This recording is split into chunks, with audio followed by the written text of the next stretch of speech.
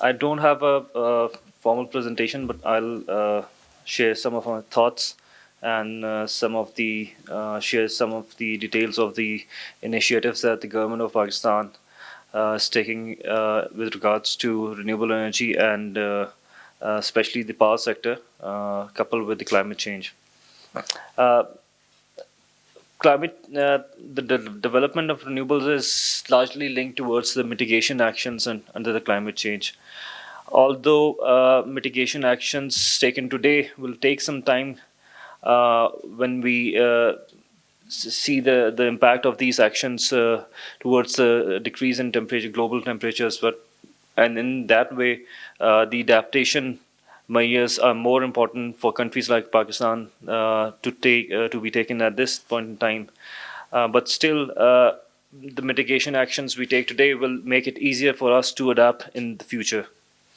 That's why earlier on, it was just 10 years ago, it was when the first policy came out, more than 10 years ago, it was just not linked with any of climate changes the development of renewables did not have any link towards the impact on the climate. It was more of a technology choice. You can say a move towards new modern technologies.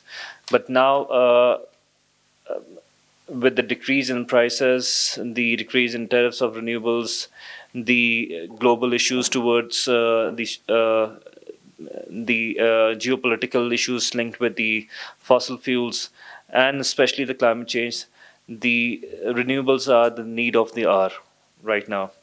And with technologies like solar and wind that have reached grid parity and are one of the most, in fact, are the most cheapest sources of power generation. It is now they have become the only choice for the government of Pakistan for the future needs of the country when it comes to providing electricity and access to energy. So that is why the government is targeting to have a share of at least 60% from clean technologies, clean and indigenous technologies that include renewables and hydropower, in which the share of renewables is targeted to be 30% by 2030.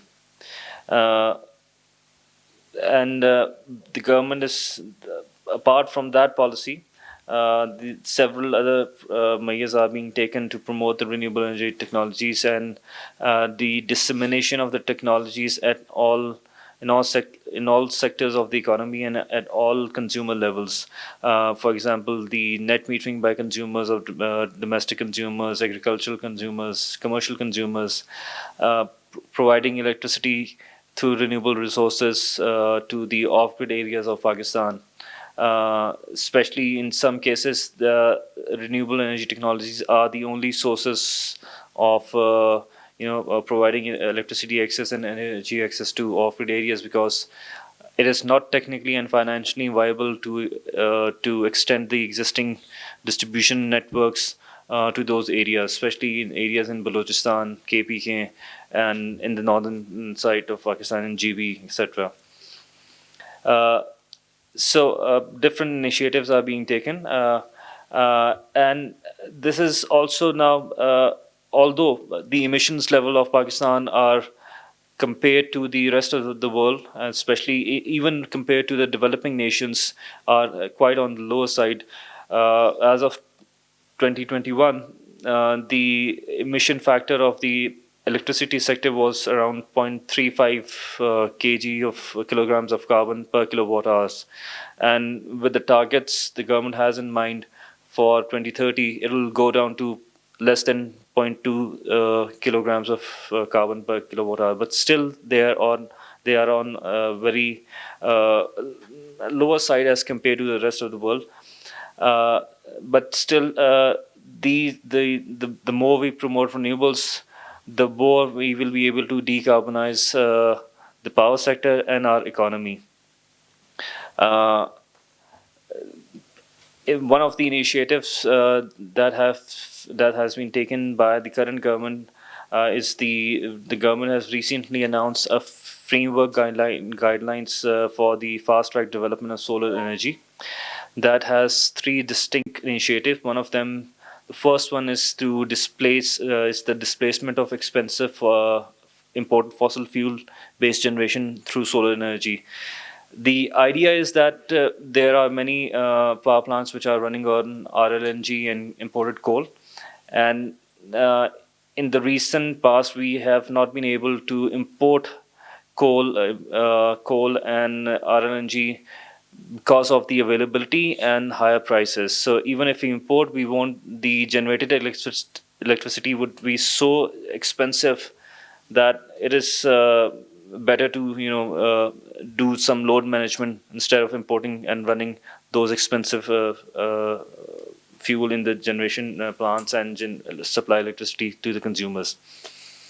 So what the government, some analysis was done, and it was found that we can, technically limit the generation capacity of these power plants to the level that doesn't lower their efficiency, even if we run them, and within remaining within the contractual obligations for those power plants, we can put up sizable amounts of solar power generation adjacent to these thermal power plants, and during the daytime we can run those thermal power plants at 50% of their level and provide solar energy. What will happen that it will reduce the import bill. It will certainly reduce the emission factors, and also there's a differential that we'll be able to save and pass on to the consumers. Thus, we can reduce the electricity price for the consumers as well. In this regard, we have are working for the to initiate the competitive bidding of a 600 megawatt solar power plant at Muzaffargarh, which is planned to be initiated by end of December or early next month, and that will be followed by similar other projects. And the target is to achieve to install something around 4,000 to 6,000 megawatts of solar in substitution of the existing thermal and coal power plants. The second initiative under this scheme is to install small-scale solar PV projects in the capacity of 1 to 4 megawatts at the 11 kV distribution level. So there are many feeders in the range of 1,500 to 2,000 feeders which fall in suburban areas or peri-urban areas and rural areas where there is land available, and there are huge line losses and voltage drops on those distribution networks.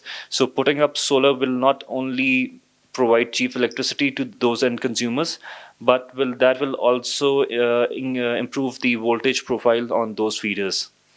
Again, we can have something around 2,000 megawatts of solar installed at appropriate places under this initiative. And the third initiative, in fact, for which we this week we finalized the documents, the standard template documents, is the solarization of public buildings starting from Islamabad. So the directive has been given by the Prime Minister that all the government building owners should install maximum capacity of solar based on the availability of rooftop space, and that for which we have already drafted the standard agreements and shared with all of the ministries and departments. So these actions, and based on the calculations that were done under the new draft IGCEP, the Indicative Generation Capacity Expansion Plan that has been prepared by NTDC some 3-4 months ago, we envisage that around about 13,000 megawatts of wind and solar will be installed by 2031. So that will by 2031 we will have a share of 20% coming from solar and 10% coming from wind energy. Other new technologies are also being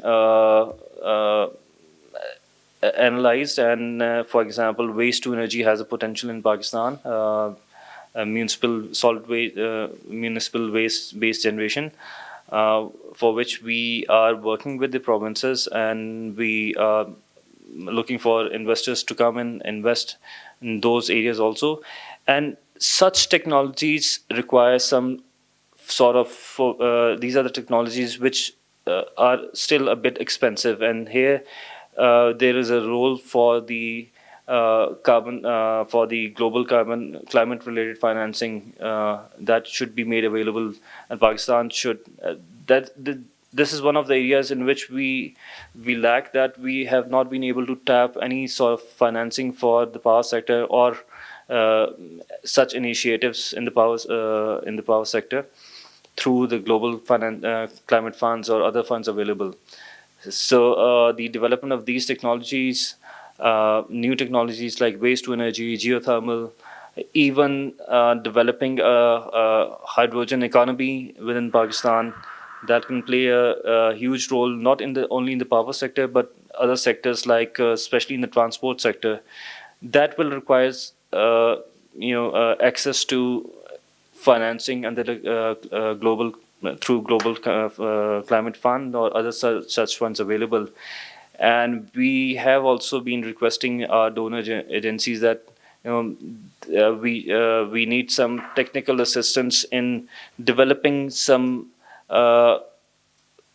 projects which will be able to get access to the financing available. So I think one of the things that we need to discuss and do in the future is the development of a hydrogen economy. That because uh, we have received some proposals for power generation through hydrogen, generating hydrogen and then utilizing that hydrogen for power generation. But uh, I believe that using hydrogen for power generation is only a small portion of the whole picture. What we can do with the hydrogen generation, hydrogen economy. So there is a need to develop a proper roadmap and a framework and legislation to introduce and utilize hydrogen in Pakistan. Uh, so in the end, my way what I would suggest that, especially with the perspective from the perspective of power sector, we there are many interventions that the government is planning and wants to carry out, but they are linked with many of those interventions are linked with the availability of financing, which we should focus on. And that is one area which where we need also the support of donor agencies and partners like the World Bank and Asian Development Bank, not directly financing, but developing programs under which we gain access to financings and make our projects and plans sustainable for the future. Thank you.